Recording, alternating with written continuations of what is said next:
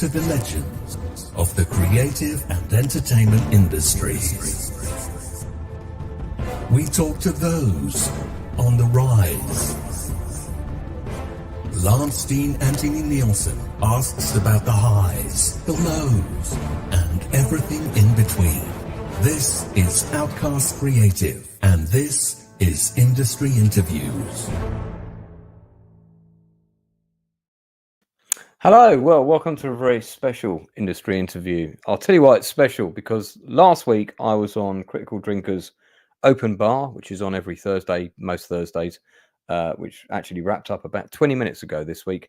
And thanks to Mauler, I actually remembered to say what the main purpose of my channel is, because it's the film reviews and that sort of stuff are really peripheral to the channel. The main thing about the channel are the industry interviews. And although we've had some very well-known big names from the industry, the whole reason I started this channel is to support the small names, the up-and-coming people, the people that work on film projects while they're, working in a restaurant, or people that are trying to get their first book published on Amazon. They're trying to push it out there. They can't find their audience. People that are doing a board game on Kickstarter. People that are mixing music in their attic, in their loft, or this kind of thing. These are the kind of creative people that I want to speak to. I want to build an army of fellow creatives all around the world that will mutually support each other and push each other's projects. Because sometimes all it takes really is to help another creative is to do one post on Twitter or Facebook or Instagram or whatever, Threads and all those other fucking ones. I don't even know the names of them yet. That takes about a minute maybe of your time. And when we're trying to get our stuff out there, we're always asking people to share, we're always asking people to repost our stuff. So don't forget to do it for somebody else. It doesn't have to be for somebody you know. The project just needs to say something to you. That's all it takes. Okay. And before I ran this YouTube channel, we had another one. And how that channel started was we knew we were going to do a crowdfunding campaign for our movie in about a year's time. So what we decided to do was we did a blog called The Naked Filmmakers, and we would go on to Kickstarter and we would go on to Indiegogo. And we would find 5 projects every week, film projects. We limited it to film projects that we thought looked interesting, that was worthy of people's support. And we then put those 5 up on a kind of top 5. And myself and Alex Tabrizi, my co-host, we talked about these projects. Didn't know any of the people. And we just said which ones were best. And we picked our number 1 for the week. But we plugged all 5 of them all over our social media. And then I tracked down all 5 of those filmmakers and I reached out to them. And over the course of that year, we did 50 of those. And of about those 50 of those filmmakers, I would say that 30 of them are in touch with me now. 10 of them are close friends of mine. And 5 of them I've met in person. 2 of them have stayed at my house, including one who came from Australia. So there you go. So I'm just giving you a bit of a sense of how I believe things should work. So I have got a guest co-host today, or a guest goat host, you might say, on the channel for the first time, the Eclectic Goat. How you doing? I'm great, thanks. There is something about goats and puns that just seems to come naturally, don't you think? Absolutely. And may I say, you look like the goat tonight in your avatar there. So fantastic. We're going to have goat jokes throughout the stream. So anybody who's anti-goat jokes, we apologize in advance. But yeah, did you get what I was saying about what I said in the introduction there? Yeah, I think especially as it gets harder to break into the creative industry, that unless we support each other and kind of help each other on the way up, none of us are probably going to make it. Yeah, you've got to collaborate with people, It's it was one thing when YouTube was really new and there wasn't a lot of competition. There wasn't a lot of, it's not even about competition really though. There wasn't, you didn't have to have tricks. You didn't have to have gimmicks to beat the algorithm. Yeah. Philip DeFranco grew his channel just doing his channel. He didn't have to figure out the system, Yeah. because he was, one of the originals. I think the Nostalgia Critic is another one that, people kind of laugh at him now, but the fact is that he was one of the originals, and he's actually still going really strong. Mm. But for those of us that now have to fight with AI, and I make jokes about, part of my issue is I can appeal to people. I have not yet figured out how to deal with appeasing my computer overlords. Mm.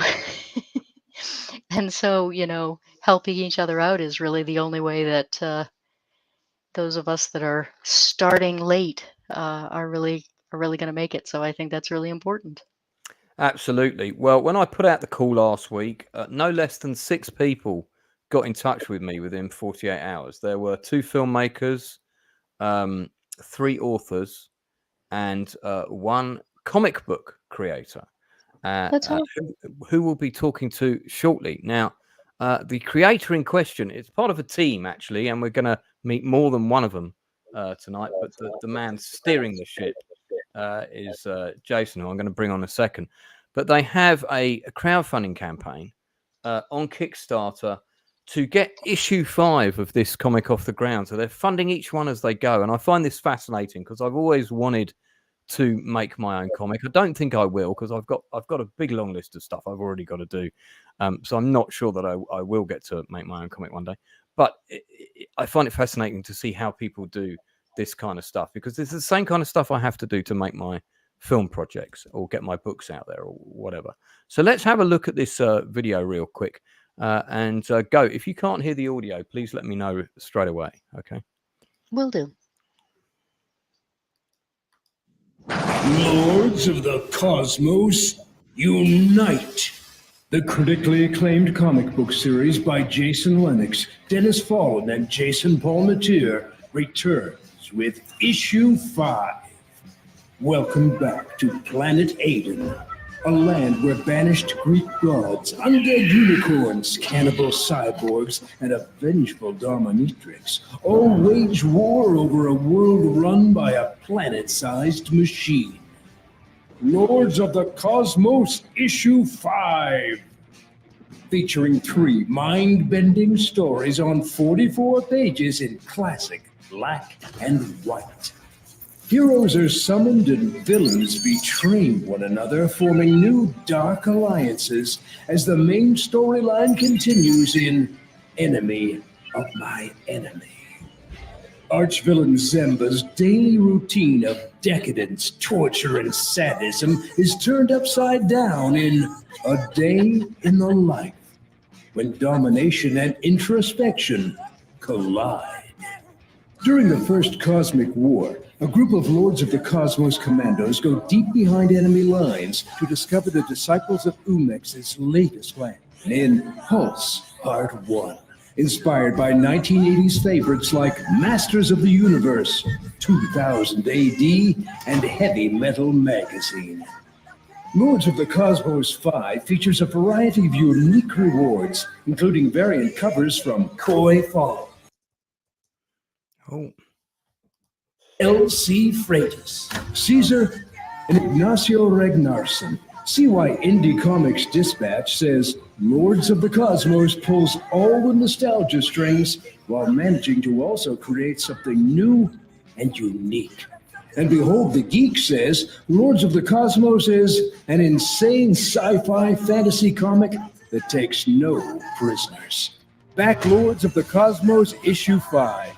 Now on Kickstarter.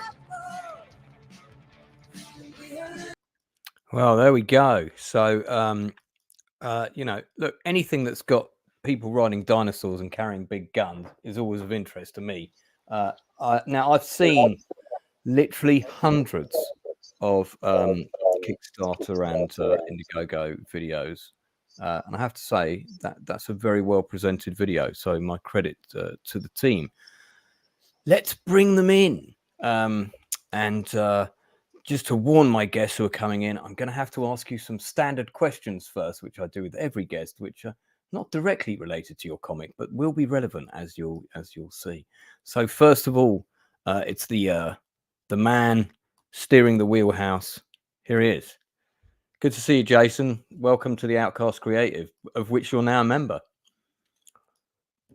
Oh, I can't hear your audio. We've lost your audio. Now I'm back. Thanks for having me There on. you go. It's an honor to be a guest. Thank you.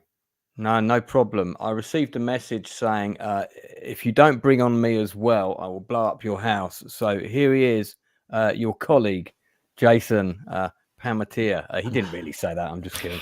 So for people watching at home, please don't call the FBI. I'm safe. All good. So, guys, thanks very much for coming on. Listen, I'm more than happy to give you a plug. That is exactly what my channel is here for. But before we get into the comic and how it started and all the rest of it, I'm going to ask you both a couple of questions. And actually, Goat, you can answer these as well as a guest. So, and we'll... Wait, I didn't know there was going to be a quiz. Oh, we'll see. The wrong answers, right? Okay, so there's no right or wrong answer to any of these. It's just to get an idea of your personal journey within sort of media and culture, okay, which might have led you to make some of the creative choices you made. So we'll kind of go, we'll go Goat, then Jason, then Jason. That made no sense whatsoever.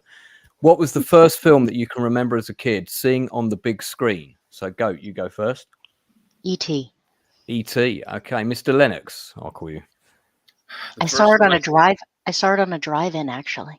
Oh, okay. The first film I can remember seeing in theaters was Flash Gordon in 1980. I went to see that for my birthday when that came out. So yeah. Good shout. Mr. Pamatia. Empire Strikes Back. Yep. Oh, that's a good one. That's a good one. Okay, next question. Go. What was the last film you saw on the big screen?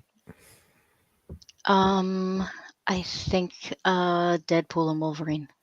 Okay, Mr. Lennox. I haven't gotten out of the house in like a month. That's all right.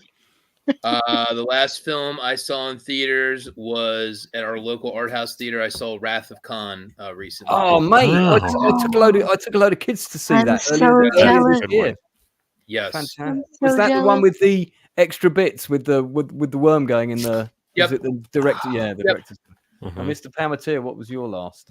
My last one might have been either Inside Out 2 or Godzilla -1. Okay, Inside Out 2 was the last. Someone spent even longer getting out of the house than me. Yeah. Last film. Okay, so next one. There's a couple more of these. Okay, so we're going to orientate this slightly towards the topic. Your favorite comic book hero that's also been in a movie. Okay, I don't want to know which version of A Million Batmans is your favorite. Just want to know what your favorite comic book hero is who's also been adapted and been in a movie. So go. Oh dear. I tend to like really obscure, weird comics. I don't think any of them have ever been adapted into a movie. Of the ones that have, do you have a favorite, or are you not a fan? The closest might be, I do like Sandman a lot, and that was a television show. Cool. Yeah. I accept. I never watched the TV show though. I just like the comic book. Mr. Lennox. That's easy. Judge Dredd. Oh, okay. Good choice. There is that. Yeah.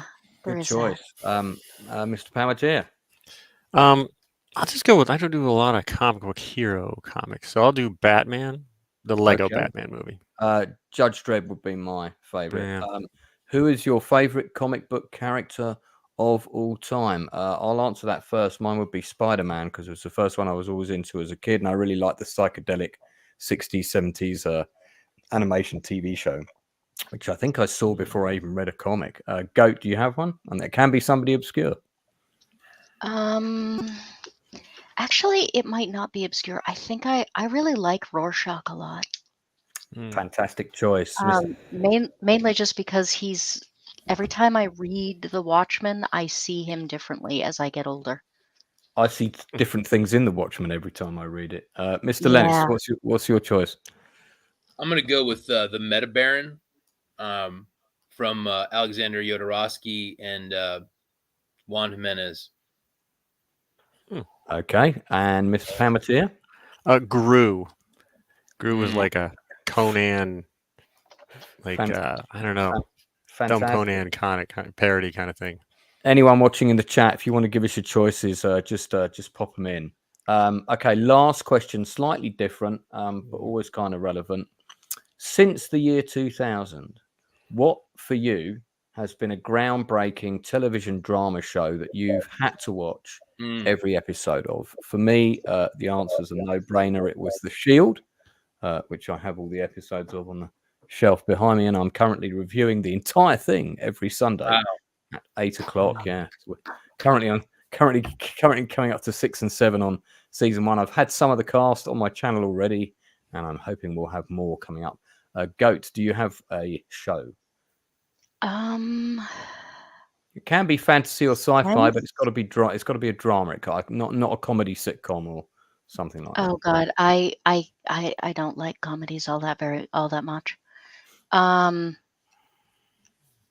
Since 2000, there's a joke that I don't watch much, like before, that was made after 2000. It might actually There be is The some Shield. good stuff. There is some good stuff. Yeah, it might actually be The Shield. Oh, It's good the only choice. one. It's the only. Well, I mean, I'm thinking about it because I've been watching your coverage of it, but Such a good show. it's yeah, there just isn't a lot of dramas. I guess it depends on your definition of drama, but there hasn't been I a mean, whole lot that I absolutely had to watch, I have to say. you could pick anything from Spartacus to Breaking Bad. The Wire. I didn't. Just to I pick a couldn't. few. I may be the only person who couldn't get through Breaking Bad. No, well, I wasn't as big a fan of it as everyone else. Mr. My Lennox, do you have one? Yeah, Sorry to cut you off. the Quick show that round. grabbed me the most since 2000 is an Italian crime show called Gomorrah that was 5 I've got it.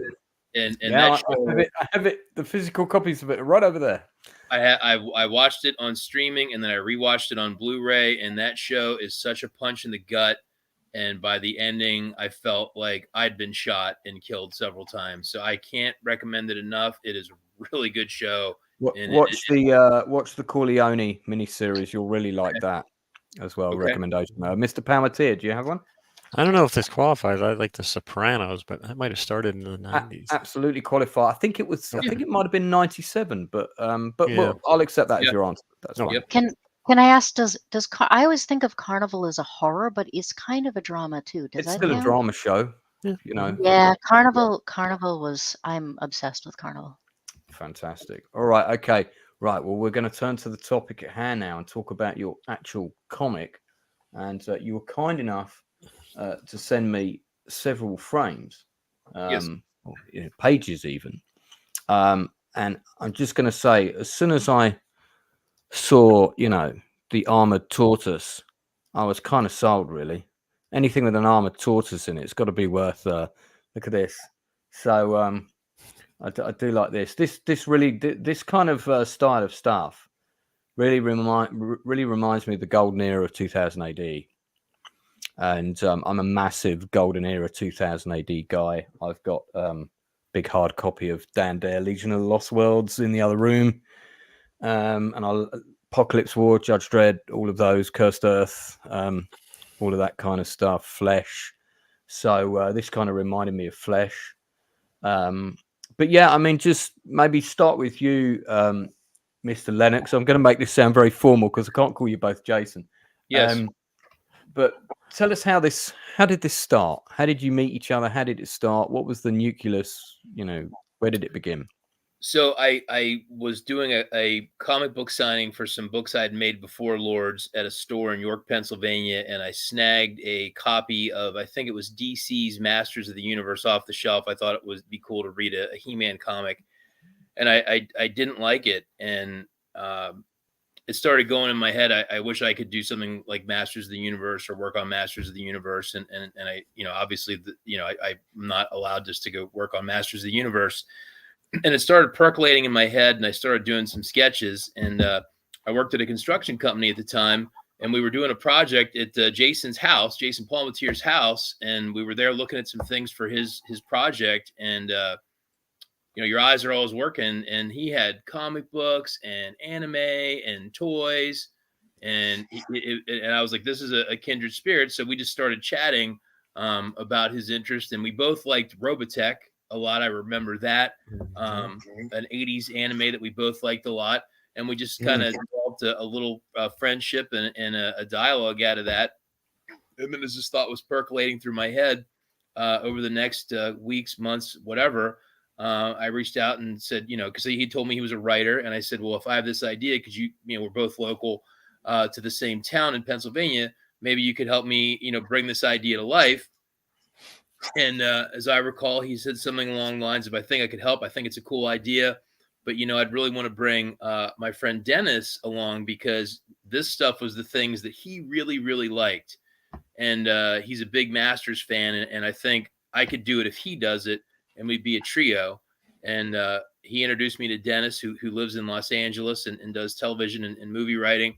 And Dennis was also a kindred soul, that he grew up liking the same things that I liked and Jason liked. And we started kind of hammering out, who are these characters and what is this world? And we just started a dialogue, and the dialogue turned into images, and the dialogue turned into writing. And in 2016, we put out our first book. We did Lords of the Cosmos 1 as a black and white anthology book. And we decided to do an anthology because Dennis and Jason had more ideas than I could draw in an appropriate amount of time. And we said, well, we'll just get other artists, right? And I remember we were talking about how much we liked 2000 AD. We liked heavy metal. We liked the black and white aesthetic. And we liked the fact that those books could have different artists and different stories, and it worked as a whole. And what we really did was kind of take our love of the 80s and like a Masters of the Universe, Thundar the Barbarian, Silverhawks, Thundercats, etc., but put it in the format of a 2000 AD heavy metal book. And that is the genesis of what this is. And we've kind of grown through 5 issues where there's one main story that keeps connecting as we go to the end of the story. And then the other stories in each issue are set in the same universe with the same characters, but other artists, other writers, and we can explore different parts of the story. So there's kind of a storytelling narrative, kind of like Orange is the New Black, when that was a thing on Netflix, where it's like, here's the main story, but we'll introduce a character, and then we'll go back and find out why that character lost an eye or is angry at somebody else. And I've always enjoyed that. So there's a lot of that DNA of things that we liked, that we tried to build a format for a book that we felt was unique, but had things that we liked, but we did them with our own spin. So I've always felt that this book stands on its own 2 feet, but you might feel familiar with some elements of it, but we just didn't want it to be a bunch of member berries. We wanted it to stand on its own 2 feet if none of this stuff was familiar to you. Sure. So am I right in thinking then that unlike 2000 AD, where some of the characters exist in the same universe, like there are various characters that are on the Cursed Earth, Judge Dredd, Mega City 1, and then you've got, I think Strontium Dog is supposed to be set in the same universe as that, but in England and so on. But then you've got other strips that are not set in the same universe, Ace Trucking and what have you. With yours, is it all of the characters are set in the same universe? You're going to see, you've got the main story going through the comic, but you're going to see some other stories at different times, some of which may or may not flesh out the main characters and the new characters you're being introduced to, but it all kind of connects. It's all part of the same overall jigsaw, right? It's all set on a planet called Aiden, which is kind of a stand-in for Eternia or Mongo from Flash Gordon, where there's magic, there's technology, there's talking animals, there's robots, there's cyborgs, there's giant turtles, etc. And so everything happens there. We jump around in time, but all the characters are in the same place. So yes, it's all in the same world again, like a Masters of the Universe or Thundar, where it's all one world, but in that format. So it's a little different than 2000 AD in that respect, or heavy metal, because they do jump around in those classic books. Right. So how does the work get split between the 3 of you? So the two of you and Dennis. Does one person write the stories, another person does the art, somebody else pulls it all together, or just talk us through that a bit? Jace, you want to take that one? Yeah, do you want to? Yeah, sure. So sort of the way it works out, usually Jason Lenox has sort of an idea for a story he wants to do, and that'll either be the main story or not. So it kind of rolls out in one of three ways. One is Jason has an idea for like an origin story for a character, and he'll like throw it to me and say, "Here, do the origin story for Cycorn." I'm like, okay, and then he'll give me some pointers. Oh, I want it set in here, here, here. I'm like, okay, and then I'll write it up and submit him like a script, and he'll look over it and say, "Oh, I don't like this," or "This is cool," and then we'll sort of hammer out a story like that, and then he'll either assign an artist or he'll do it himself. He'll illustrate it himself. So that's one way. The other way that Jason will sometimes do it is he'll have an idea in his head, like panels and everything he wants to draw. And he'll draw out all the panels, and then he'll hand it to me or Dennis or both of us together, and he'll say, "Okay, go write a story for this." He knows sort of the story that's supposed to go, and he'll give us the broad strokes. But then we go in and fill in the panels with any of the dialogue or any of that other stuff that needs to go in there. And then the third way is you'll have an idea. Jason might have an idea for a story, and because he's talked to somebody, like somebody at a convention or something like that, and they've had their own ideas, or he's met them somewhere else, and they'll talk to him about it, and he'll say, "Oh, that's a cool story. So why don't you write it up for us?" And they'll write it up, and then he'll work with them sort of back and forth, and then that might make it into the comics. So those are sort of the three ways that it's happened in the past. Originally, when Jason came to us, and I brought Dennis on board because Dennis was like a huge He-Man fan, and I watched He-Man, of course, because you just whatever was on TV you watched back then, because that was all you had. But I was more into like anime, like the Robotech and that kind of stuff, and so I didn't know the character and sort of like that science fantasy. I like Thundar though, so I knew about Thundar's kind of stuff. But so when he first came to us, I brought Dennis on for the character type creation, and then Dennis and I worked an entire story out. And Jason, you really liked it, but then you wanted to start later in the timeline, if I remember correctly. So then the first issue is actually later in the timeline from the story that we created.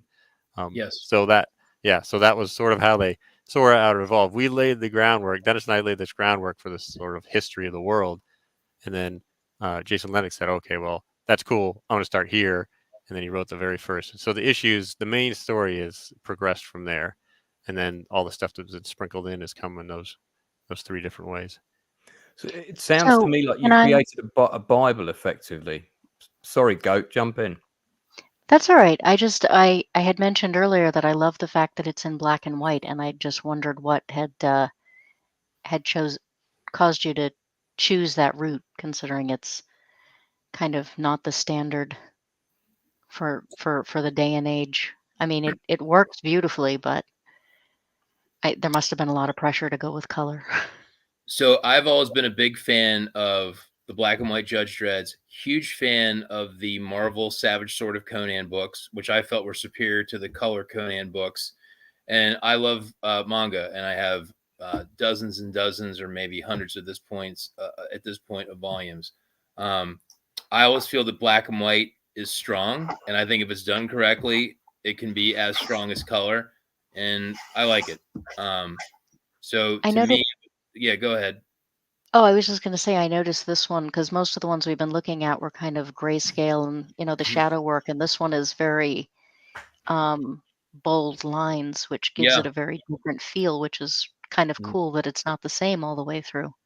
And I think that's been one of the strengths of this book is we've had probably close to 10 different artists do interior work at this point. So the three styles you're talking about, one is my art with my inker Caesar that's been working with me on this issue. And then Luigi Baroncelli from Italy did the pages you saw before this that kind of look like Mobius. And these that are a little more bold and less gray worked are by another artist that we found that we love on Instagram called Sasha Chiardo, who's also from Italy. And I've always felt that having strong character models so that we know the characters who they are, but I've always been a fan of different artists interpreting those same characters with their flavor.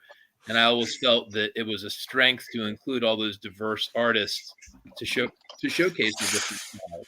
And like you noticed that Luigi and Sasha and myself in this book, they all look completely different, but they're all still black and white. My belief is it makes it a stronger book because we have a strong and diverse visual palette. So yeah, your eyes don't get tired, I guess is a good way to put it. Yeah. So if I can ask a question, just to sort of because I'm interested in the parallels behind, you know, getting this from kind of idea to finished product in terms of filmmaking. You know, it's a pretty similar process. You know, you have to sit down, you have to write a script, you have to bring other people on board to help you, you have to put it all together, and then you've got to put it out there, and then you've got to find an audience. It's not that different. I mean, there are different elements involved, of course, but so in terms of, like, you're on issue 5 now, so pulling issue 1 together, this is a multi-part question, took how long to get that? It's out there, it's available. I think that took about, we've got I an think idea. took about a year and a half from the time we started talking to the time that there was an actual book. Right. And then from issue 1 to issue 2, considerably less time, I imagine, because you've established the world, you're getting a feel for it. Yes. Things are coming together a bit faster. So what sort of time are we talking there? I think we were popping about a year and a half on 1, 2, 3, and 4. And then I have to take the blame on issue 5 because 5 took about 2.5 years. Right. I did kind of a weird side project. I wanted to do a coloring book project for years, and I kind of did that between 4 and 5. And then issue 5. I was going to say, did the pandemic not give you, you know, adequate time to sort of fill in? And I think the pandemic gave you the time to do the fill in, and then it started to take on a life of its own. And then issue 5 spiraled into 2 production problems, like a troubled movie, right? We all have our troubled movies that took too long to make. I could talk to you about that all night, but we won't. Yeah. So there was a couple issues with the 5th issue. Is one, it was supposed to be a lot smaller, and it is a king size old school comic book. It's 44 interior pages, so it is like a big 20-pound baby. So it got way bigger than it should have been. And then, of course, there was an issue about a year and a half ago where I tried to reorder the old books from my printing company. And they were like, you know, the gentleman that was printing your books shouldn't have been printing them because the formatting and sizing is all wrong. And we found a whole bunch of like micro printing errors in them with margins and bleeds. And you probably need to go back and reformat every single page from every prior issue. And I literally, it was like saying we lost all the negatives. And I started last May reformatting all these books, and I got them all done in 1 year, going back page by page to reformat and clean up every single page. And then, of course, the new cover for the newest book I thought was better than the old ones. So then I got bored and I decided to make new covers for all the old books. So I got bored and I was like, let's give each book a refresh. So all the books had to get new covers for the old issues, and it took a while. And then the other thing was, for this book, in the past when we were putting these out, they would go to Kickstarter when they were about half done. And there's so many problems in the world today with shipping and printing costs that I said, we have to get this book 100% done. Yes, it is a nightmare. And we had to get it done before we put it to Kickstarter. So the book's on Kickstarter, it's done. I could call and order books right now, which is different than years ago. Where it's like, well, we'll get it done, and then, you know, we'll work on it, and we'll be doing text editing and everything else. So yes, this Lords of the Cosmos 5 was almost like Lords of the Cosmos 5 plus a restart on Lords of the Cosmos 1, 2, 3, and 4, and it was painful. And near the end of getting this ready for Kickstarter, I think if I had to look at all those pages again, I was going to scream. I would say this was not a troubled production, okay, but I think this was hard. This was hard for all of us. I think probably everyone was getting sick of me during the process. It was difficult. I'm very proud of this book, and I'm very proud of the series, but this one definitely was longer. This was a difficult production, and yes, it was a nightmare. And I think my entire family heard me scream when it was like, here are 168 files that they need reformatted. You're just kind of like, oh, good Lord. So the next part of my multi-part question, because it's all connected, is so you're pulling in a couple of other artists because you're not doing everything yourself. When you contact your guy in Italy who you've met on Instagram, how does that first conversation go? Does it go something like, hey, we're doing a comic, we've seen your art, we like your art,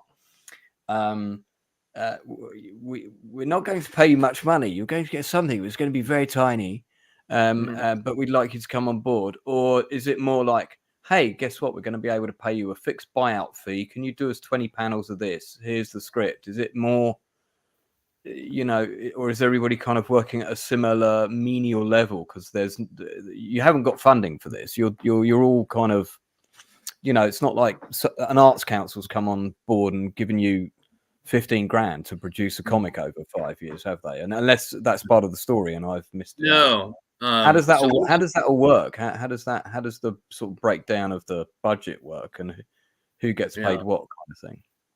So Lords of the Cosmos 5, everything that needed to be paid for has been paid. I pay for it. I take care of everybody, and I am very strict on making sure that if people need to be paid for their work, we pay them, because it makes me sick when I see, small artists say, hey, I did a cover for somebody and I didn't get paid, or I did work and I'm fighting with this person to get paid.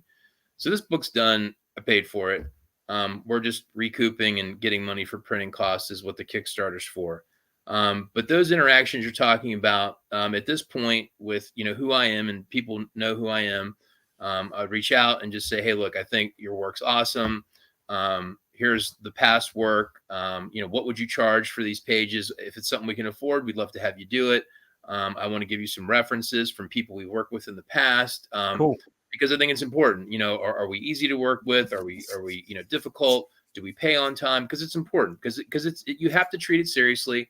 And then for every single person we've worked with since day one, is we always have a release and a contract, so people know that you're going to get paid this much money for this much work. And, this is what we need from you. And this is the right situation. And your work for hire, we're the owners, et cetera, because I think even if you're a small operation, it's very important to always treat it as if you're not small, because what if it becomes bigger? What if it gets licensed to be a TV show or absolutely. Yeah.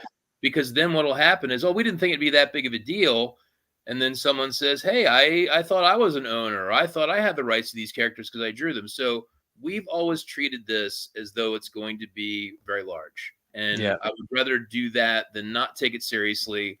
And then at some point, someone's like, hey, we'd like to make this a show, or hey, we'd like to license this for a larger publishing scale. And then people are like, I don't know about that. So we've always done that.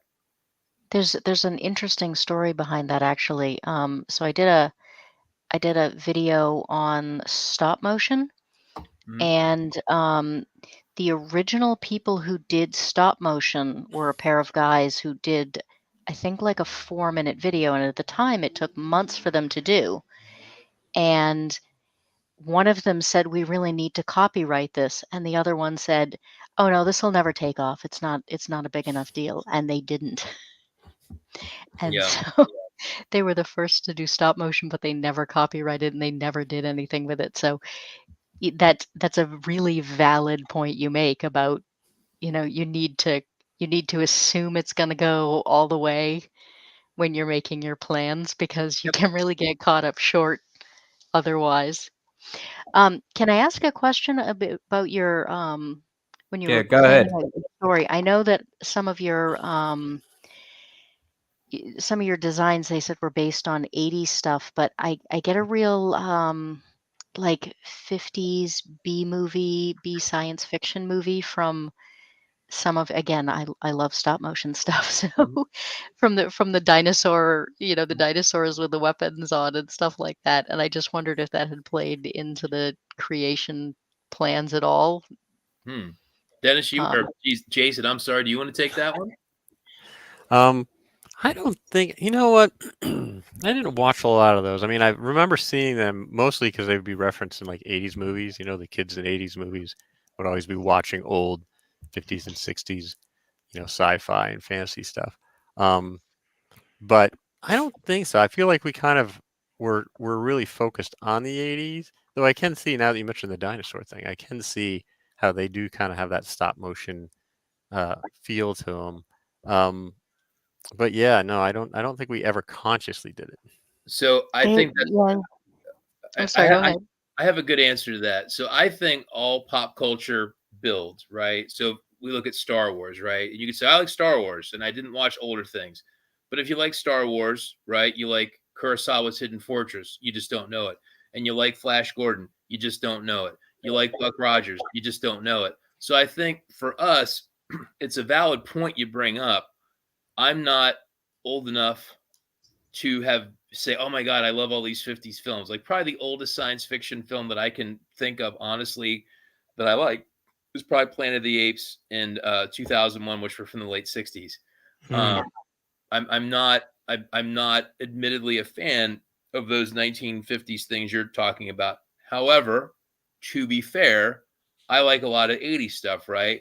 And if we're being honest about it, the people that made those things in the 80s were probably fans of those things from the 50s. So by extension, when you're saying, I kind of see that, yeah, I think it's fair to say everything stacks, right?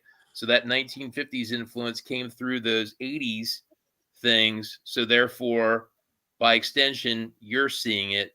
And I don't think you're wrong, but we never did it on purpose. But I see it.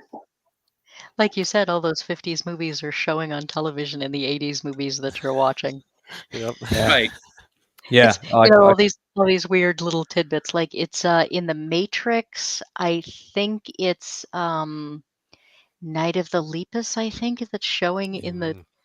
So people who think they've never seen Night of the Lepus, they go to watch it and they're like, this is really familiar for some reason. It's because it's showing in the Matrix in one scene. Funny. So in the page you're showing there, and this was something the artist did, Sasha, is one of the characters we just described as Robot with an axe, and he drew him like the Tin Man.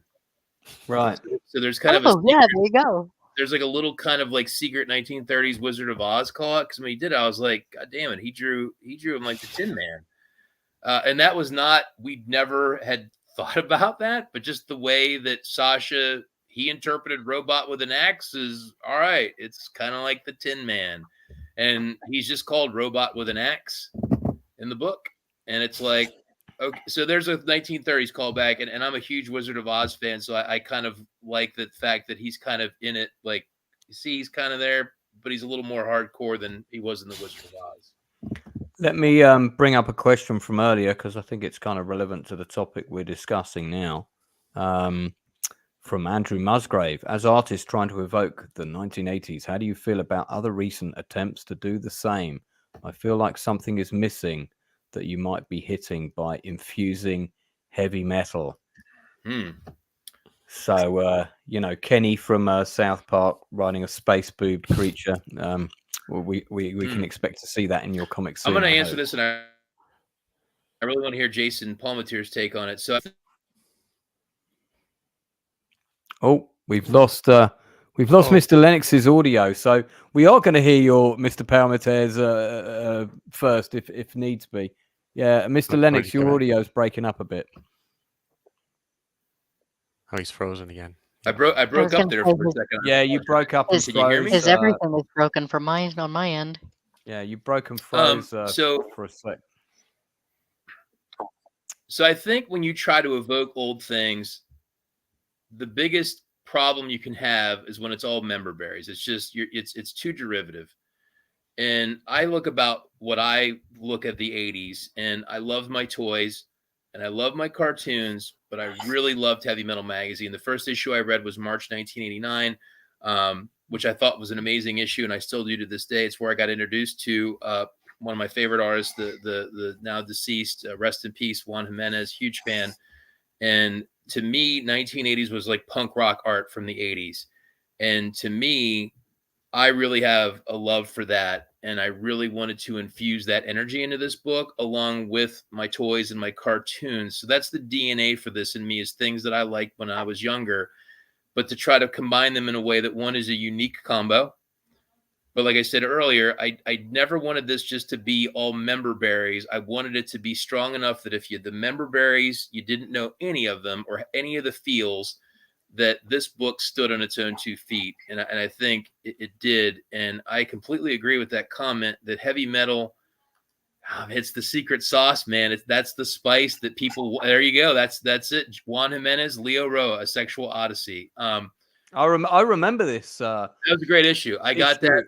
And correct me if I'm wrong, but I think this artist is the same artist who did. It was almost like a graphic novel. It was a big heavyweight coffee table book Mhm. about the heroic adventures of these very sort of voluptuous space vixens who had these kind of tight, sort of almost like scuba costumes on with zips. And it was a don't. whole book full of the creatures and bad guys they were going to fight in spaceships, but lots of shots like this. I don't know if you remember that book, but it was very popular at the time. I don't. I don't remember that. I'm sure Trust it me, you need to exists. track that down. That's going to be a bit of a holy grail for you. You've got to Luis find that. Leo. I'll try and get the title for you, but I think it's this artist. So I don't disagree, and I think heavy metal is kind of a forgotten punk rock art element of the '80s, and I think we've really touched upon a really kind of unique space.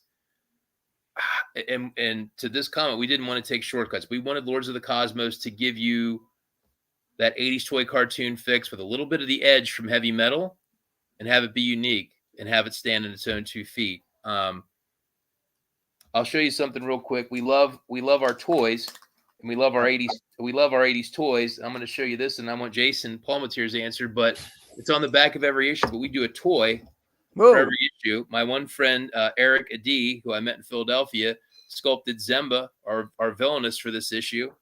And then she's on the back cover as toy packaging, right? Oh, I love that. And then on the inside back cover, if you remember these sorts of things, we have what would have been the back of the blister pack with like her energy levels and ranks and her little story, because we wanted to evoke that. And again, I think it's fun to evoke the joy that we got getting action figures off the shelf, but make the characters unique. So it's a fun nod. And if you didn't experience that joy as a kid in the '80s of getting those toys at Kmart or KB, it's still cool. But if you're of a certain age, you'd be like, I used to love when you bought a Transformer, there was that little piece of red plastic and the joy of being like, what's Soundwave's speed? So again, that's a memberberry that we put in because they've got the stats, and you can enjoy it whether you had it or not. But we're not leaning on that to be the gag or the joke. So I think that's, yeah. Paul, what do you think? What's your answer to that question? Yeah, I mean, I think when we went to do the writing for it, when like Dennis and I approached it, we kind of took all the stuff that we love from the '80s, from like Transformers and all those movies or all those shows and stuff, and we put it in there. But we didn't you don't have to know about any of those to know that to realize that the storyline is like a good storyline, right? For me specifically, I have to have things make sense. Like I don't watch a lot of movies because the minute one of the characters or somebody does something dumb, and I'm like, why would that character shouldn't do that, Then I'm like checked out of it. Don't watch Rings of Power then. You'll be saying that like every 30 seconds. Yeah, and that's why I don't watch any movies after Aliens, right? I haven't watched. I've seen like the next 2, and I'm like, they just got worse and worse. Well, yeah, I mean, So just because people, it's like the idiot plot where they rely on a character doing something dumb to move the plot along. So I can't stand that. So we avoid all that kind of stuff. And Lords of the Cosmos, because I can't take it. And then the other thing is to make sure that I like characters that feel real. Like why does this character hate this character?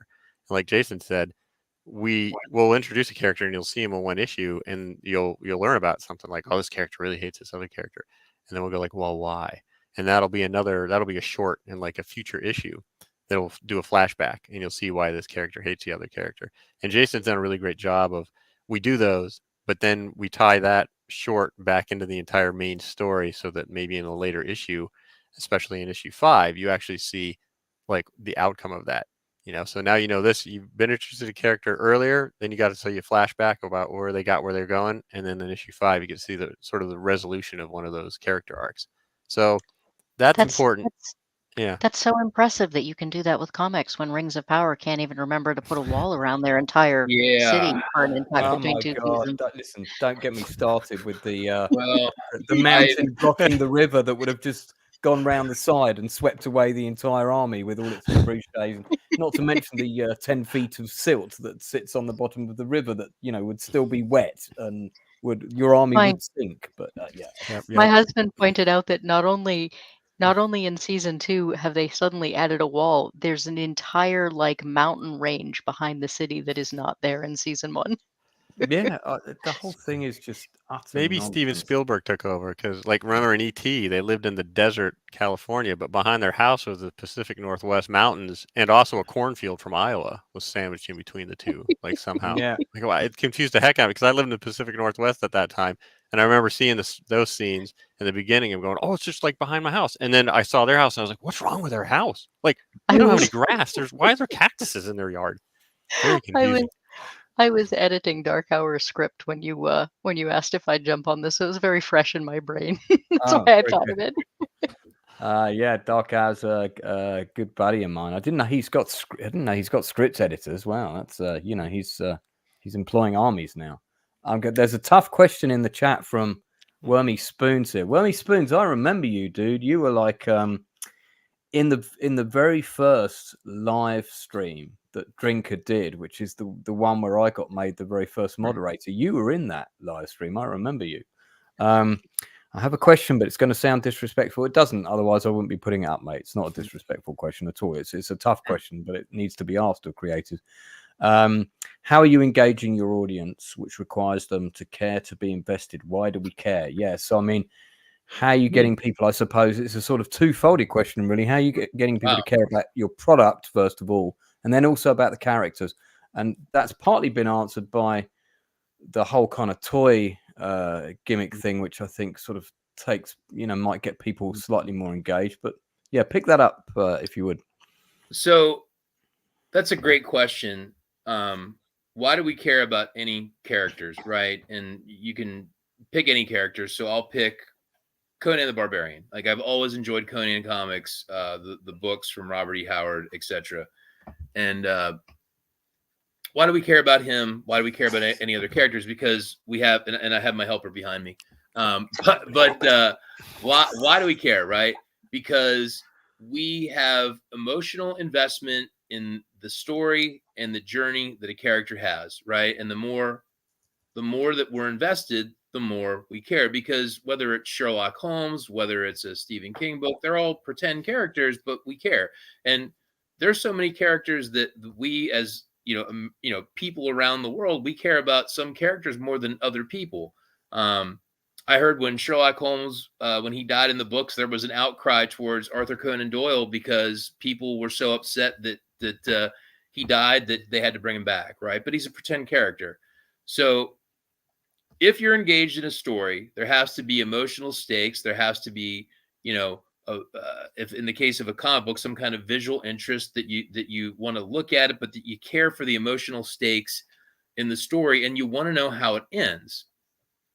So I hope that we are giving people a world and characters that are engaging enough that they frankly just care what happens next. Because again, whether you're writing a novel, whether you're making a movie, whether you're doing a TV show, if you don't care about the emotional stakes that the characters have, who cares, right? And so in issue 5, one of the things that happens in Lords of the Cosmos, right, talk about emotional engagement, is in issue 4, one of the villains is caught screwing up and he's sentenced to death by torture by the leader, Umex. So the cannibal cyborg is sentenced, he is commissioned to execute the zombie cyborg unicorn, or zombie unicorn. And Dennis and Jason and I wanted to have some drama with that, and we were always curious about Zemba, our femme fatale. And we had a discussion and said she has to turn on the villains and break him out because she's going to make a power play. In issue 2, she's embarrassed by some of the other villains and she's humiliated. And we said, let's connect that back into it and let's tell her origin story about why she's so damn angry. And we've always talked about doing a day in the life of her character. And my friend Brendan Hikes, who's an author in Pittsburgh, I spoke to him and I said, I've always been a fan of the 84 Dune film by David Lynch. And I always liked the creepy scene where they introduced the Harkonnens on Gidi Prime. And I was like, let's build a world for her that's like that. And we need to tell a story of why she turns on these people and tie it back into issue 4 and issue 2.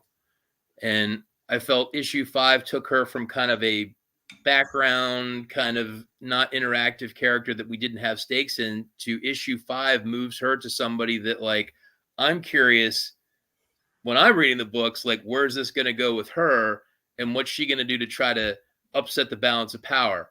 And I hope that the readers are more and more engaged with the stakes in the main story on what's going to happen next, because the heroes are coming out of retirement to fight the villains one last time.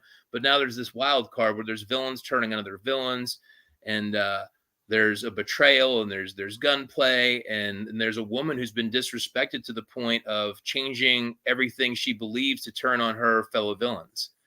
We've increased the stakes, right? So why should you care about it? Because it's interesting, it's emotional, the stakes have been raised. What's going to happen next? The classic Flash Gordon serials were always just one page, but they always ended on a cliffhanger, and this ends on a cliffhanger too in 2 of the 3 stories. So and I think that's important that, like yeah, Jason said, that it's important to know that when we write a character, like especially Dennis and I, like we want the character has a reason for doing everything they do in the comic. If something comes up that we're like, oh, this is brand new, we didn't think a character would do this, we'll think, well, it makes sense though in this panel, like, or in this story, why it feels right that they would be doing this, and then but we won't put it in unless we can come up with a reason that character is doing it, like a logical reason. And usually it pops right out of the previous issues. We'll be like, oh, well, like Jason just said, in the previous issue, Zemba was humiliated by a bunch of the characters, all laughed at her and everything. She's not a lightweight character, right? She's a serious character. And so she remembered that. And so when we came to this storyline, that was our end. We were like, oh, well, why would she turn on him? Why would she do this? Well, they humiliated her in this issue. She's had to go through all this, and the character that she ends up eliminating, she has a history with from some of the other stuff. So for me especially, and for Dennis and Jason too, it's very important that everything makes sense, that the characters are motivated for the right reasons, and we put in there, like you said, the high stakes to make that work. Yeah, you've got to have set up, stakes, character development. Can't break the rules of your own universe as well. That's always very important, and a lot of people have gone wrong with that recently. And here's the thing. So I mean, to me, and this is like our crazy kind of weird OCD, we'll have Zemba do something that seems out of character in the main story, but we have the little, like, go to her story here to like would you like to know more, right? Like Starship Troopers, would you like to know more?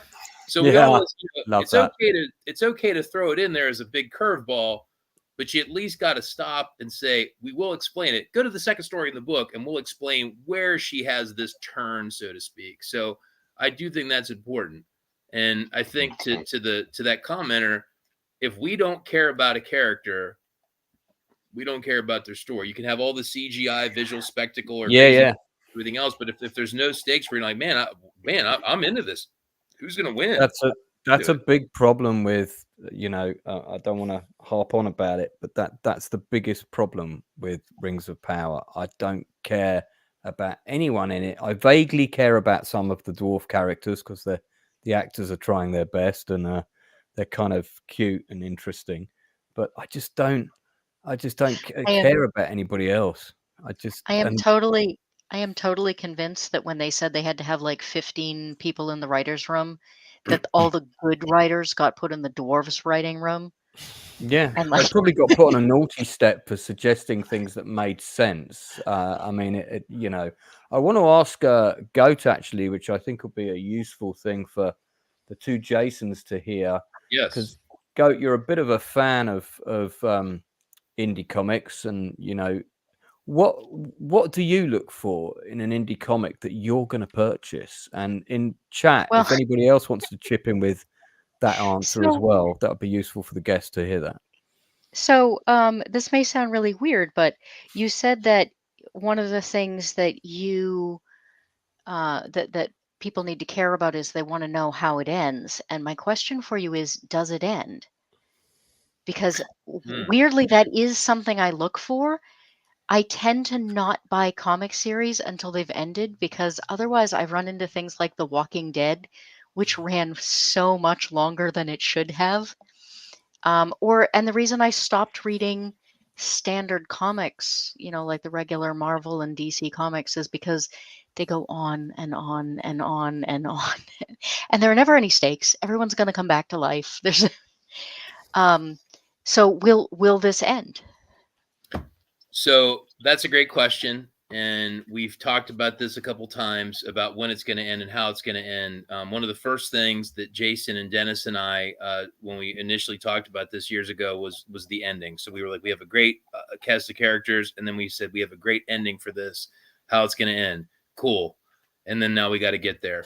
So if you read Lords of the Cosmos 1 through 5, you'll notice that there is a build up towards a final conflict, and issue 5 is about the top of the roller coaster where it's like we're moving up, and issue 5 is the middle of the up and down. This is going to end with a huge fight, and if you've read all 5 issues, you'd say, okay, the heroes and the villains seem to be all gearing up in their present time to have one final conflict. That's where it's going to end. If I had to peg it, I think we've got 4 or 5 issues left to end it. And then we're going to do a special issue 0 probably within the next issue or 2 to go back and do some special origin stuff that we did during COVID that we just need to put into a book. So I would say we're about halfway done to having like, here, like we're done. Like big explosion. All of our toys are blown up and Lords of the Cosmos is going to end, because you're right. It can't go on forever. It can't just be some endless thing. And there's got to be stakes. I always like the Odyssey because there's not a sequel, right? It just ends, right? Like that's why it's the greatest story of all time. They didn't do Odyssey 2, right? Yeah. The other issue I run into is that I really enjoyed the series Lazarus, except that it just stopped. Like it never finished. There was Lazarus 66 and then it just quit. So I also get really leery about, the George Martin effect of like never knowing how it ends. Well, unless something takes me off this earth, I'm going to be the psycho that fights for this thing to get to an ending. And I'm going to let Mr. Palmatier give his take on this. Yeah, that's the most impressive thing about Jason Lennox is the fact that he gets it done. No matter, like you said, it took 2.5 years to get issue 5 out, but he gets it done. Like he's always like plugging along on it, and even if it seems like nothing's going on, he's actually doing stuff in the background and he got people working on stuff, even if he doesn't have personally like time right now. One of his Oompa Loompa slaves is in the background right now. We can see from the comic factory. Yeah, there we go. You're live. Greetings from London. Okay. So yeah. So I mean that's what I have full confidence that this comic will complete its arc and have a final issue. And I do know the story for the final issue, and I think it's worth reading on for it. And to eclectics, I'll hear people so I'm out doing podcasts and stuff, and I'll see people that are doing their first issue, and they're like, "Oh, I want to make like 27 issues of my comic," and they're indie creators, and I'm like, "Okay, that is big." And like I said, I think we originally thought it was going to go a total of 6 issues. I think it's going to be a little more than that, but you have to close these things out. And Lords of the Cosmos needs to have an ending. And like I said, if you're reading it, it's like you can tell the villains are setting up a large, like the villains are trying to pull the heroes out. And a big part of issue 5, and the reason you see the gigantic turtle with the battleship cannons is the heroes have been in hiding and they've been flushed out. And the main hero has a living sword that in this issue, he launches a triple bolt of lightning across the world to summon his remaining soldiers from the wars of the past, to basically summon them out of exile. So he's basically calling his team off the sidelines to the field, and now this is going to start the process of them moving towards the enemy for their final battle. But we get to tell little side stories along the way. But it's all coming to a colossal ending of heroes and villains destroying each other on the field of battle. That's where it's going. Spoiler. Yeah, is there any reason why you didn't? And maybe it's going to be something that you do in the future, that you didn't sit down and say, hey, maybe we should do this as one big graphic novel book like Watchmen, do a Kickstarter for it, get a load of them printed in Poland, and risk them making it to the United States? Because I don't think we ever thought of it. So I mean, we just were like, let's just make a book. We didn't have that much foresight, and I think if you would have asked us then or asked me now, I would say, if we were going to try to make a book that big, we may not have gotten it done and would have lost interest. But doing it as issues keeps you putting things out. So there's some. I will say too that from a purchaser point of view, it can be very the risk of buying something that big that they tend to be quite expensive, and buying something that big and unknown versus buying, the Mm. first edition of something and trying Yeah. it and then turning around and buying something that big later once it's collected. Yeah. I will say that I do believe, from a writing perspective, having the long game where you're putting out individual issues gives you the time to think about um, other storylines and to sort of add depth to all of the characters. Whereas if you're writing it all Yeah. out at once for one book in one go, you'll have a good idea and a good story arc and everything like that. But individual characters won't be able to be developed as much. No, So I've really that's found a in really yeah, good go ahead. point. Yeah, and I found in Mm. Lords of the Cosmos that's one of the benefits is that even though it's a a long time between Kickstarters, sometimes we're always working on stuff in that time, and you work on something, you come back to it a little bit later, and you have a different perspective on it. So I feel like the characters are actually stronger because of that. And Allows you to be more organic as well in your creativity. In case, hey, how about if we did this, and you're not too locked in that way. yeah, I you're not think. constrained by time like you are with a lot of like Hollywood projects. I'm sure get blown up by too many people in the process, which in this one we don't have that problem, and then B, Sure. it's you got to get it done. Whereas in our case, we have the time to make it right. Yeah. So, how many issues do you think ultimately this might end up being, ballpark? We're not going to hold you to it or anything, but I best, think best, I think best 10 guess. plus a 0. So I think a bonus origin issue and 10 total. So 5 more regular issues and then an Okay. origin issue, because we want to explain why the hell they call these guys the Lords of the Cosmos, and we've got a bang up story that's drawn, written, and ready to go in issue 0 to explain that. And I think that's going to be really fun for everybody. So that's kind of the bang up bonus issue. Have you got some physical copies you can hold up to camera that we can just have a look at? Yeah, so Fancy. here's an issue 5. I always get confused. Here's the revamped issue 4 cover B. I've got the other cover for issue 4. I love the cover to that. That's very sort of Willy Yeah, Wonka. I like that a lot. Willy Wonka meets Dr. Seuss. So these are the covers for main covers for issue 3. And when we redid these, Jason and Nice. Dennis both said these are 80s. We want brighter colors. We want these things to look like candy. So I had our colors. I said, just go wild, make them look bright. Yum yum. Right. Great. Issue 2, issue Love 1, and then here's Umex, our main villain, who was the cover for issue 1. Here's his redone cover, and I have with me as a special guest, since we have his cover, I have his sculpt from his toy on the back. Oh wow! Look at that. This is the one of the kind. Oh, that's cool. Right. So these guys get built as little one-offs, right? Because we love toys, and I like to stick them on my shelves. I feel Right. like That might be one of the better I'm- toys I've seen too. I feel like I'm interviewing somebody who built props for Puppet Master, one of Charles Band's Right, films little from the props 80s. to bring out. So Yeah. No, that's all good. So if someone goes on to your Kickstarter campaign, Mhm. is there an option for them to if they want all in? Is there an option for them to buy all 5? Yep, they can So get all they 5 can get the books. back issues, no problem. Yep, they can get them as a PDF. They can get them as physical. Obviously, the PDFs are a lot less. We try. I mean, going back to Goat, about if we think about her as a reader, the more you have in an ongoing series, you have to be respectful of people like her to make sure it's easy for them. Because if she discovers it today, we want to make her have an easy time to get. This seems interesting. I want to check it out. She can get all the books. She can get PDFs to save some money. We tried to make it very affordable for people like her to get caught up. Right. As an avid reader, there is nothing more frustrating than going to the bookstore and discovering there's nothing in the series but book 3. Yep, we got you covered. Somebody did ask in the chat earlier if you made any effort to sort of actually maybe get it in your local comic store or whatever, just take down a few issues. And have you tried doing that? Yes, I have, and I will be. I have a bunch of stores that I'm friendly with, and over the years, I've always stocked them at stores. We've sold out, and when all the new books get printed, when the Kickstarter's over, I will be going back to do that. So yes, that I will be doing that.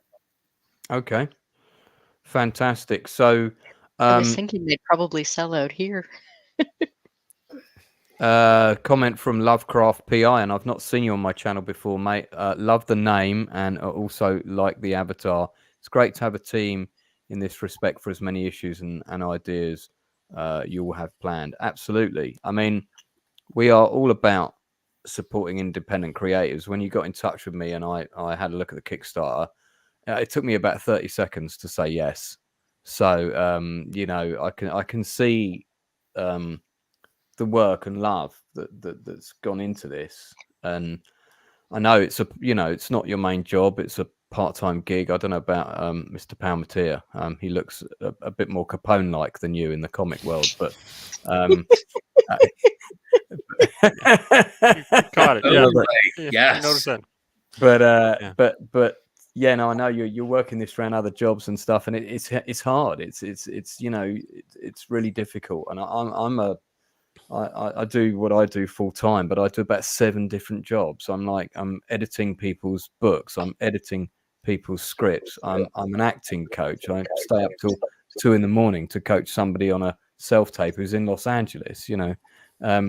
And then I'm also writing and directing plays, and I'm also writing novels, and I'm also running a YouTube channel. It's all similar. It's all in the same ballpark, but I've got to do all of those just to stay afloat. No single one of them pays enough to, you know, and it's the dream, isn't it? Is that one thing will take off, one comic, one book, one project somebody will find it and go, oh yeah, that looks good.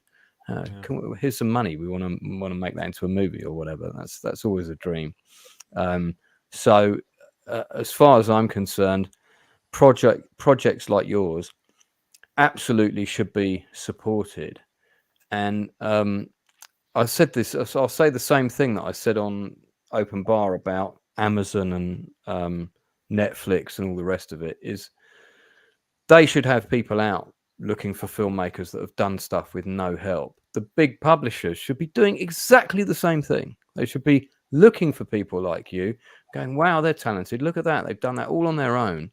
Maybe we should strike a deal with them to do all 10 issues and, you know, with and this and this, and then we can put it into a graphic novel 2 years down the road, and marketing and whatever. Yeah, I think that would sell. But you know, there aren't people out there doing that. They say that there are, but they're not really. And that's what annoys me, and that's why, as an army of creative outcasts, pun fully intended, the more of us that pull together and promote each other's stuff, the more powerful we will become. And you know, the more people will find out about our stuff. And that's why when these massive shows are failing that have had, well, billions in one case spent on them, they get so angry that people on YouTube are calling them to account. But they should be called to account, because money being spent on that kind of creative product for the results is utter nonsense. Imagine if you had 20 grand as a budget to fund your 10 issues. I know that probably doesn't sound like a lot, but it's an absolute drop in the ocean compared to what some people are spending on utter rubbish. And I bet you could produce something amazing for that. You know, if you want to get really upset, when I did my Hunger Games thing, that was a relatively small movie.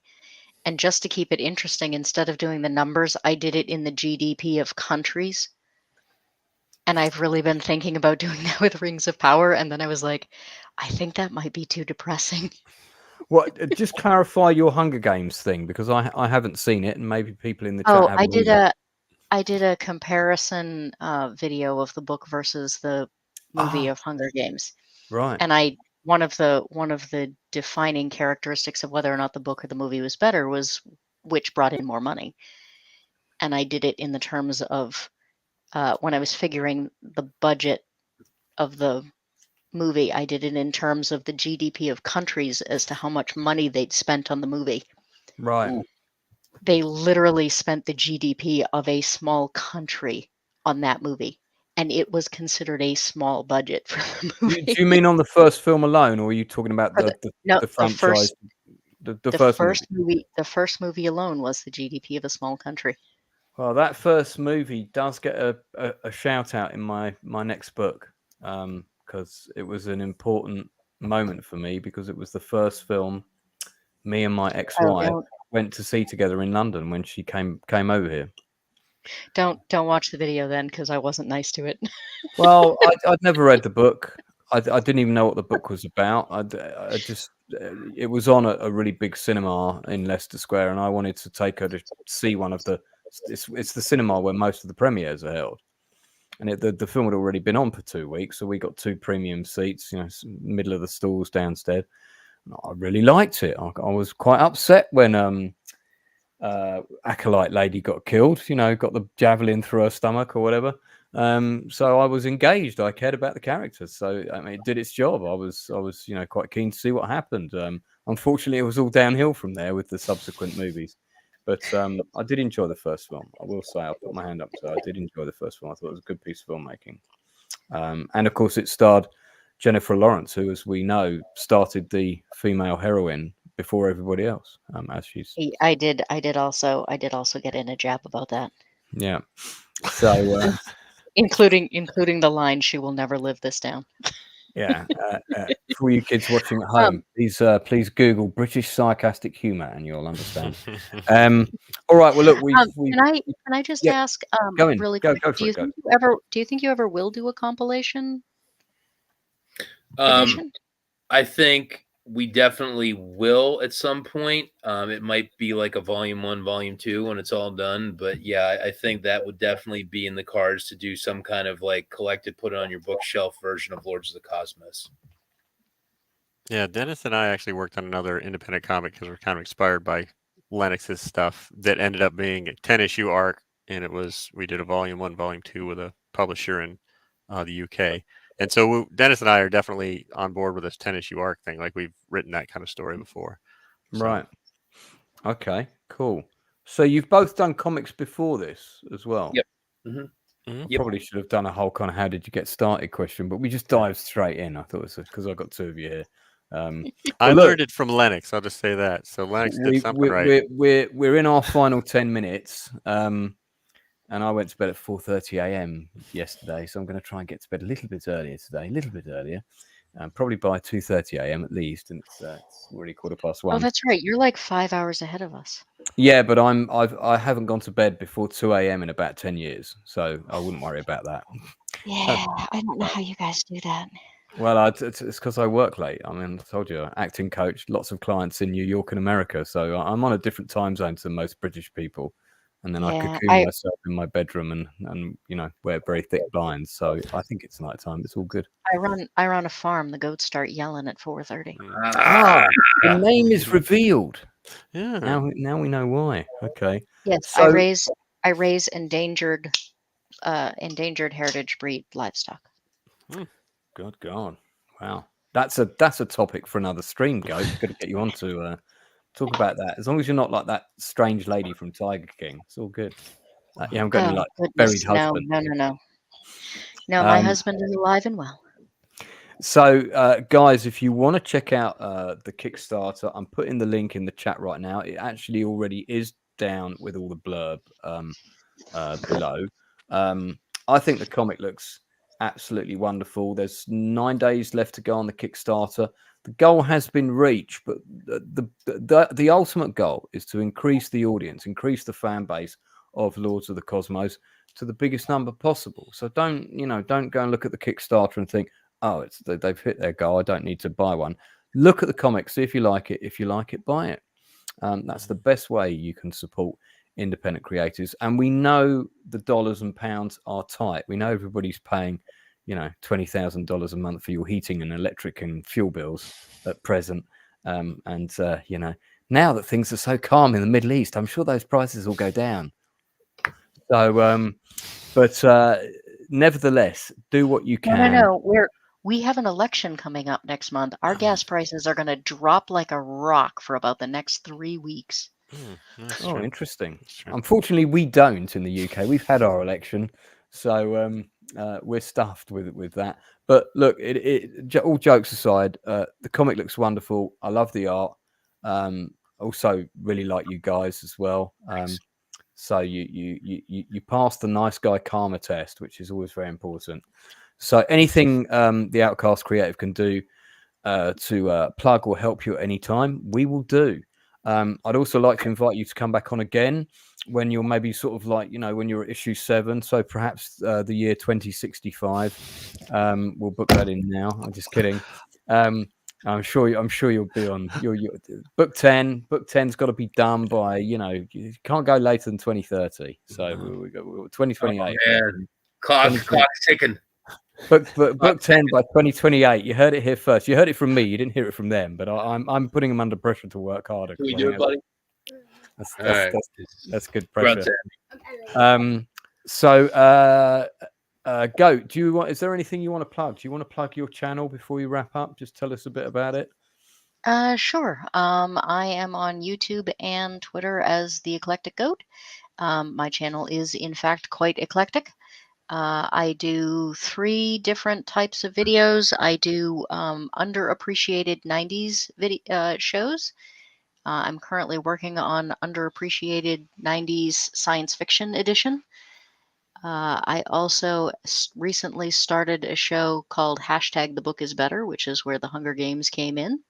My next video for that will be on the Maltese Falcon. Most people don't even know that was originally a book. I do. And then I occasionally do kind of researched videos that are around how movies are made, sort of, like I did one on Chinatown and how noir affected how it was developed and how the time it was created affected it. I'm very into like how where, when, and the social environment when movies were made kind of affected them. I did. Yeah, that's right up my street. I'm writing all about that at the moment in the book that I'm doing. So that's Del Toro's. I did Del Toro's Pinocchio and kind of puppetry and stop motion there. And so I do those occasionally, but that's a very niche thing, and I've realized that not everyone is as geeky as me on that. So sure.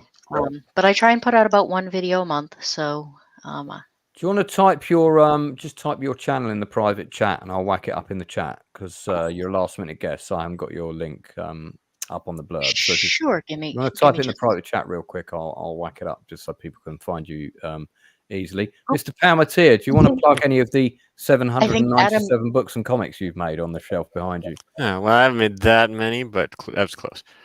Yeah, I'll plug a couple of things. First of all, of course, support Lords of the Cosmos because it's an awesome comic series, and it's absolutely, it's going to get finished, and even though I wasn't as big a He-Man fan as like Lenox and Dennis, I still love the comic because it just has that great feel to it.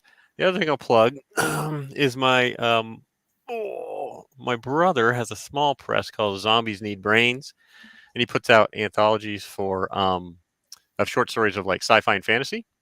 And so he has a ton of anthologies. I think he's up to 19 or something. So if you go to Zombies Need Brains, you can see like really great short stories from compile like a bunch of authors. Now, and the way he runs them is that'll have 7 known authors that are known in sci-fi. That one fantasy. Of them you've got right there. You're holding it. You just this is the very first one he put out. Do you want to show us a couple of pages on the inside? Yeah. Well, they're just just text because it's just like a short story. But I see. Okay, so it's like a novella with different short stories and.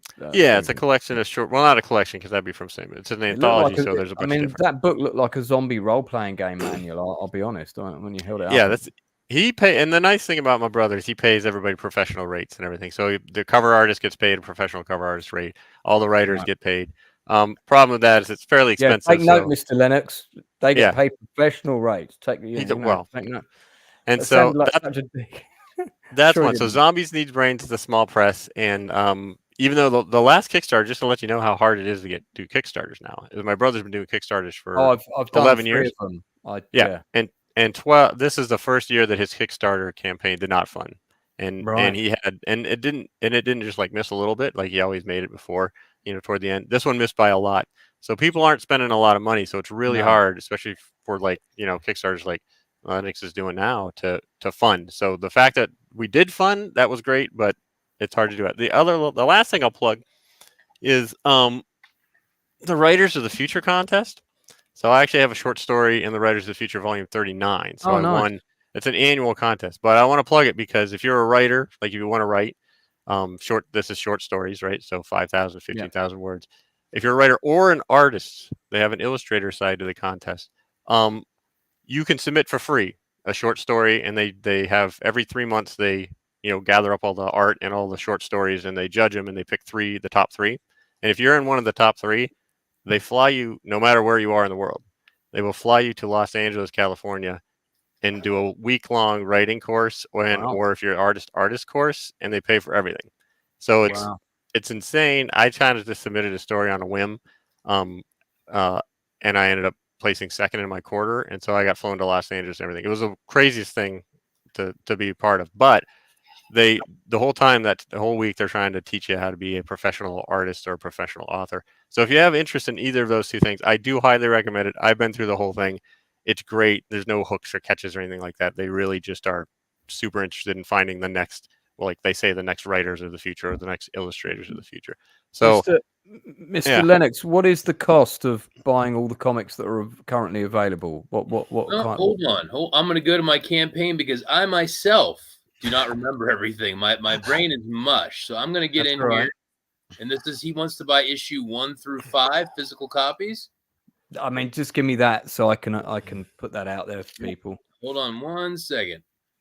You can give me the price for physical copies and all 5 PDFs. And I had it open just now. I've just closed it. How annoying! Hold on 1 second, because I don't want to misspeak, and now I'm scrambling through the campaign, and I should remember it. But all right, nothing like the pressure of being live on air. Yes, Lords of the Cosmos 1 through 5 is $55 plus shipping. That's not bad, and because each issue, didn't you say it was like 35 pages? 40 to 48. 40 to 48. So that's a 48-page. That's almost the same length as a short graphic novel. Mm-hmm. You're getting 5 of those for $55. That's a pretty good deal. Yeah. Plus, you get a PDF with it too. Yeah. And how much extra do you have to chuck in to get the limited rare edition action figurine? So there are 3 of those left. They are $300 each. I was actually joking. There are actually some of those you can get. Yeah, no, my sculptor, we sold 2. He's going to make up to 5. He goes, I'll do 5 for the backers. So we sold 2. But yeah, they're in the campaign with some behind the scenes photos of them being made and us doing a photo shoot for Zemba. So, yep, you can get one. They're $300. Okay, I can tell your son is practicing to be a stuntman behind you. So I wish him well. He's ready. Oh, and I can see that.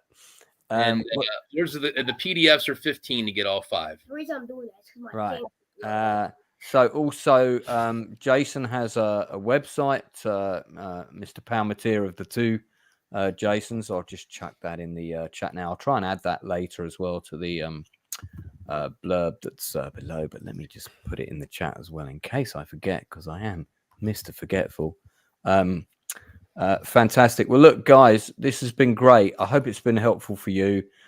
Even if we only get you a couple more sold, but word travels fast in the YouTube community, and the more people that see your stuff, the more people that see your stuff. Well, I just want to say, Lance, I sincerely appreciate you reaching out, and I sincerely appreciate you being kind enough to have myself and Mr. Palmatier on as guests, and it means the world to me, because it's the love and care of the Outcasts Creatives to put us on just to try to help. And if it's just one backer, that's still one important reader that we didn't have before. So my sincerest thanks to you. You're very good gentlemen. Thank you very much. I thank you on behalf of all the Lords of the Cosmos fans. Thank you.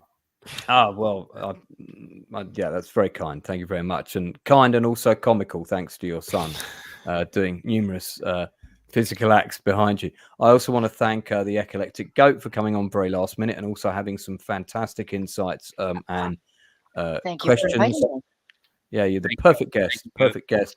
Big shout out also to my mods, in particular, Adrian Sherlock, who is actually a fellow writer. He has several books out on Amazon. He's been on the channel before. He's been on the channel several times, actually. He's come on the channel and talked to my AI app about himself, which is pretty funny. Yeah, he's got several books that are guidebooks to television series like Space 1999, Sapphire and Steel, Blake 7. He's doing one about Thunderbirds at the moment, the Tomorrow People, lots of kind of British sci-fi stuff from the 70s and 80s. So people might want to check out Adrian Sherlock's books on Amazon. See, I'm promoting people all the time. I probably should remember to promote myself occasionally. I do have some books on Amazon if people want to read them. I've got a science fiction novel series, Diamonds in the Sky. Here it is. These are the first two books. The third book is already 3 years late. There is a good reason for that. Is because the year that I was supposed to write the third book was the year I got divorced. So wasn't quite in the headspace to write that book. And then pandemic and, various other things happened. But the third book will get written. It is happening. This was also always designed to be a TV show. And in the pandemic, I wrote all 10 episodes of season 1 in 7 weeks. And the reason I wrote them so fast was because I had 25 actors wanting to read episodes of them via Zoom. There were queues of actors waiting to get into this thing because they're all out of work. They're all completely depressed. They're all in lockdown. So they were reading the scripts as fast as I could type them. So because how that started was the actors were already doing some script reads with me, and word got out, and it's like, oh, this guy Lance got these great scripts. You come on the Zoom, it's good fun, you stop you feeling depressed. So we were doing that loads in lockdown, and then I decided to write the Diamonds in the Sky pilot, and everybody said, wow, this is really good. We're doing episode 2 next Tuesday, right? Yeah, I said. I hadn't written episode 2 yet. Every episode is it's an hour show, so every episode is like 50 pages of dialogue. So by the time we were doing episode 2, I was on episode 4. By the time we were on episode 4, I was on episode 7. By the time we were on episode 7, I was on episode 10. And that's how I wrote it all in like 5 weeks. Nice. And they read them twice. So I had 2 different groups of actors read each one twice. Got to hear it and then change it. So when you hear it, really helps. So best creative year ever was in the pandemic for me. I wrote 30 scripts in total, and the second book I wrote, which was 400 pages. So I was writing about 22 pages a day. It's fantastic. So there you go. Just goes to show you can get a lot done, even when a pandemic happens. If you're a writer. I am going to be doing some videos in the future. Well, not videos. They're going to be live streams, actually. I'm going to be live streaming when I'm writing. So I'm going to be putting up some sections of the book that I'm currently working on now. The working title is Silver Screen Journeys. It is about several films that I saw at the cinema, but it's not. This is not a book about reviews of the movies. It's about where I saw them, i.e. The Poseidon Adventure, which came out in 1972. I saw on television with my parents in 1976. And all the various schemes that I had to do to stay up in order to watch films like that when I was only 5 years old. Who I saw the film with, where I saw it, what cinema I saw it at. Because it's all about the shared experience of seeing a film for the first time together with other people. That's what the book's about. So I'm doing 100 movies that I've seen between 1974 and 2024. I say 100. I've got a list of about 500 at the moment. I'm trying to whittle it down. So that book, I hope, will be out for Christmas. So, but listen, when you guys have got the next issue out, so it's 5, isn't it, that's dropping now? When 6 is ready to drop, come back on again. Come back on again when 6 is ready to drop. Let's get you back on for issue. So in fact, let's get you back on every time you got another issue. Let's get you back on. We'll have you back on every time. All right? Yeah. Sounds great. Fantastic. All right. I think that's enough of me rabbiting on. So, guys, we're going to be back on Sunday. It's Thursday today, isn't it? Yeah. We're going to be back on Sunday at 8 o'clock UK time. That is 3 o'clock East Coast, 1 o'clock West Coast, where we're doing our continued breakdown of the Shearwood television series, one of the best television shows in television history, in my view. if only the writers of Rings of Power had sat down and watched this show and taken some Wait, notes, how much you know better what? it could have been. I've been thinking a lot about it though, because I obviously I watch a lot of older shows for my videos, and everybody's on their phone while they watch television now. Yeah. And I think that makes it a lot harder because I look at the really subtle facial expressions that actors used to do that you never see anymore. Yeah. And people will do something in a show and then immediately have to say that they did a thing because nobody's actually watching the show. No, I mean, you can the I forget the actor's name, but the actor that's playing Celebrimbor in Rings of Power, he I is feel I feel throwing bad for everything that into guy. that part. He's I feel so throwing it, bad for that guy. but he's an old school actor. He's been around for a long time. He's throwing everything into that part with some of the worst dialogue ever, and really trying hard to do something with it. And I can tell he's being pulled in 5 different directions, with different notes from different producers. But anyway, so that's it from us. Please do like and subscribe. Please do check out the links for my friends that have come on. Do check out Electric Goat's channel. As I said, we will be back on Sunday at 8 o'clock to do this. I'm a different kind of cop.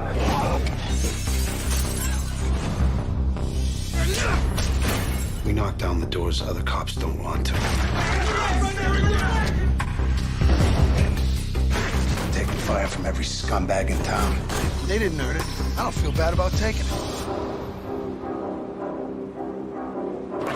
All about bringing force down on the street. Why don't y'all take a look at what you got going on under your own roof? I never put the money above us. How long you think that's gonna last? I don't want Vic in our lives anymore. You're investigating me? Vic Mackey beats suspects. He deals drugs. And that's just all in one day. I wonder what he's gonna do tomorrow. Everybody down!